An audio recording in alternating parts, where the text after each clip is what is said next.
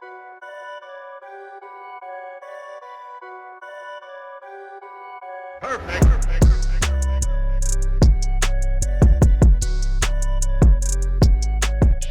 is going on, everybody? Welcome back to the Observant Lineman. I'm your Observant Lineman, Uche Nwaneri, and today we are going to be talking about the NFL Collective Bargaining Agreement. Now, for those of you who haven't been up to date on what is going on with the NFL CBA, currently there is a motion to ratify the CBA by the NFLPA.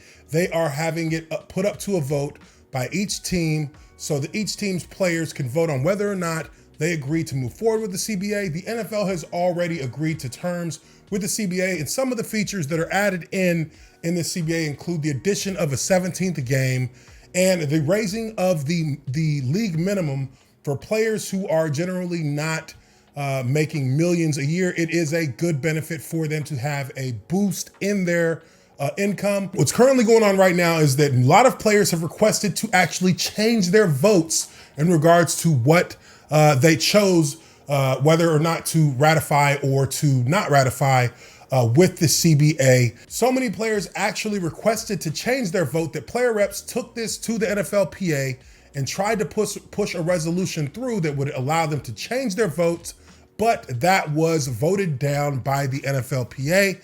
Is anybody surprised with that? I certainly am not. Now, what's happening right now with this collective bargaining agreement is that once the 2020 season is over, the current CBA, as we know it, will end. At that time, if there hasn't been an agreement on the CBA moving forward, we will then be looking at either a strike or a lockout, depending on how you look at it. The NFL will effectively shut down until there is an agreement on the CBA that can be ratified by the teams and then put in motion by the league itself. And there are also things that the NFL is doing that players certainly aren't on board with. I think that many people have seen the comments that have been made by players such as Russell Wilson, Aaron Rodgers, Marquise Pouncey, Richard Sherman. These guys are coming out and stating that they are not happy with what's happening with the CBA and are looking to find a way for players to get a better deal for the overall collective moving forward. Those players were largely in favor of going back to the drawing board and coming up with a better solution, one that may have not included a 17th game for players in order to compensate and balance the risk with the reward for what they were getting with the NFL collective bargaining agreement. Let's take a look at some of their tweets here on Twitter. Richard Sherman says, "Leadership, I'm with you. Please communicate with your team rep." And that is in response to JJ Watt saying hard no on that proposed CBA.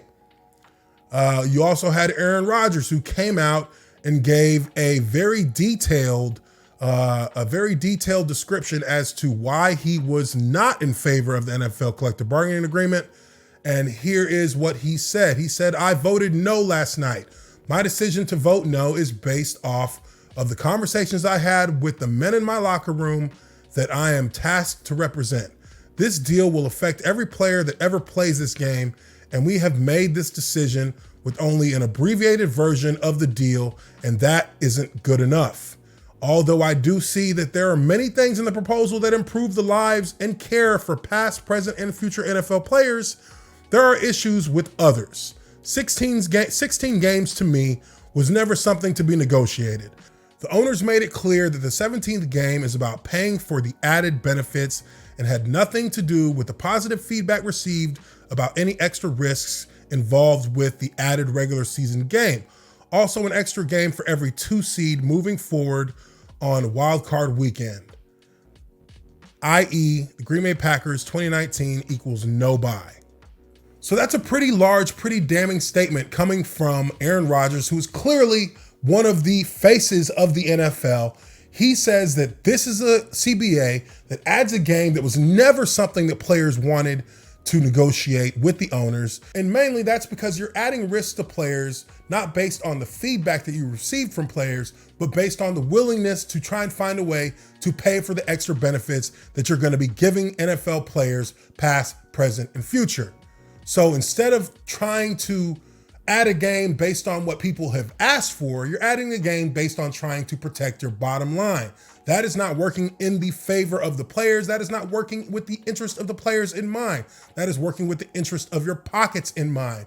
Therefore, I would agree that would not be something that I would want to see happen as a player currently in the NFL. Then you have Maurkice Pouncey, center for the Pittsburgh Steelers, who's responding to Eric Reid's tweet. And if you don't know, Eric Reid was the guy who took a knee with Colin Kaepernick. He was then picked up later on by the Carolina Panthers. So Maurkice Pouncey, in response to Eric Reid, said this: "Facts. Players, please be aware, the owners do not care about you." Now, this is in response to Eric Reid tweeting out information from his lawyers after they reviewed the 456-page document from the NFL's collective bargaining agreement. And his lawyers are stated as saying this: "We have reviewed the 456-page proposed collective bargaining agreement in detail. The proposal disproportionately empowers ownership, disproportionately enriches ownership, and disproportionately burdens the players with the risks of the 10-year proposal. At this critical time, players must demand that their health, money, data, and dignity be respected and truly valued. Instead, players are being misled, taken from, and left vulnerable. The attached fact sheet outlines key points that are fundamental to understand before voting. The proposal adds games at the discretion of the owners, reduces player safety benefits, guts disability benefits, and reduces civil rights while giving greater than the majority of revenue and benefit to the owners. It is our view that players should vote no to the proposal. Player safety is worth more. Voting is only open through Thursday, March 12th, 2020. And that has been actually changed to Saturday, March 14th, 2020. So what the NFLPA did allow was an extension on votes, so the players who haven't voted yet can get a little bit of an extended period to get their vote in, but they did actually shoot down the proposal to allow for the changing of votes, which in a way is kind of counterproductive to what you're trying to actually get done when you're trying to get through this new collective bargaining agreement. If players decide that they're having second thoughts and players decide that they're not on board with what's going on with this new agreement, then I think personally they should be allowed to change their vote, because at the end of the day, you want each vote to be the true to heart vote for that player. And if a player decides that they're having second thoughts, then why not let them change their vote to more truly represent how they really feel about the CBA moving forward? This is one of the reasons that I have always looked at the NFLPA with a sort of a shady, underhanded look, because they do a lot of things that undermine what the players are truly feeling in order to get their narrative pushed through. And with the NFLPA, one of the things that we're really seeing out of this group is that a lot of these guys are going to end up getting their pockets lined in some way, shape, or form by pushing through this CBA. A lot of people on the executive board, including DeMaurice Smith, are going to see their pockets get filled up, are going to see their coffers get filled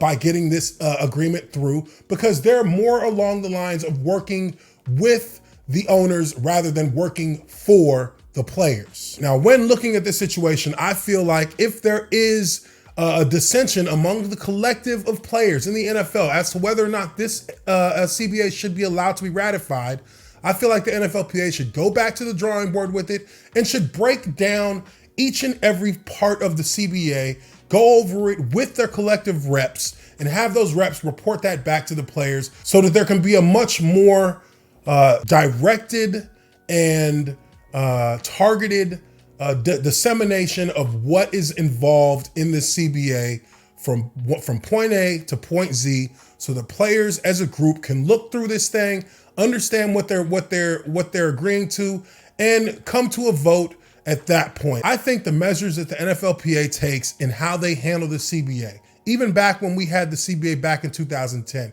it was one that was confusing. It was one that no one really felt that they were truly informed on. And because it was getting close to the football season and pressure was on, guys were basically forced to just push it through and ratify the CBA, regardless of what it said. And as you can see, players have paid for it for 10 years. And now the owners are trying to get one over again. And I think that if the NFLPA allows this to just get slapped through in the same fashion that they did back in 2010, you're going to have another 10 years of revenues that climbed. But again, when teams have the choice to spend money on players, they'd rather only spend it on a few positions rather than to spread that money around and make sure that every player is seeing a benefit from it. But we'll see how it all plays out as the deadline is coming up here in just 4 days, and we'll see if the NFL players decide that they're going to ratify this CBA. But let me know what you guys think. Leave your comments down below. Hit the like button if you like this video. Subscribe to the Observant Lineman, Uche Nwaneri. Appreciate you very much for checking out this video, and we will catch you on the next one. Peace.